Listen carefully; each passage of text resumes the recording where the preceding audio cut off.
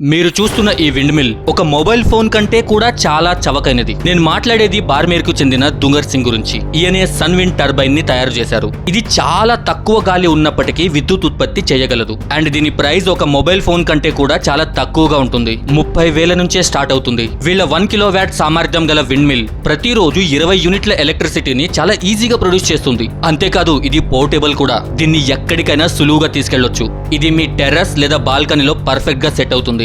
దీన్ని ఇన్స్టాల్ చేయడం కూడా చాలా ఈజీ. సోలార్ అయితే నైట్ టైంలో పనిచేయదు, కానీ ఇది 24 గంటలు పవర్ ప్రొడ్యూస్ చేయగలదు. 4 దిక్కుల్లో ఏ దిక్కున గాలి వీచినా సరే ఇది తిరుగుతుంది. కొన్ని విండ్ మిల్స్ ని వరుసగా అమర్చినట్లయితే ఒక విండ్ మిల్ మరొక విండ్ మిల్ కి గాలిని పంపిస్తుంది. దీనివల్ల ఈ సిస్టమ్ 50% మరింత ఎఫిషియెంట్ గా పనిచేస్తుంది. ఈ విండ్ మిల్ మీ కరెంట్ బిల్లును ఆదా చేయడమే కాకుండా పక్షులకు కూడా ఎంతో సురక్షితమైనది. దీనివల్ల ఎలాంటి సౌండ్ పొల్యూషన్ కూడా ఉండదు. వీళ్ళు 20 కంటే ఎక్కువ దేశాల్లో పనిచేస్తున్నారు. యెమెన్ వంటి దేశం కూడా వీళ్ళ విండ్ మిల్ ని ఆర్డర్ చేస్తుంది. కానీ దురదృష్టం ఏంటంటే మన దేశంలోనే జరిగిన ఈ ఆవిష్కరణ గురించి మనలో చాలా మందికి తెలియదు.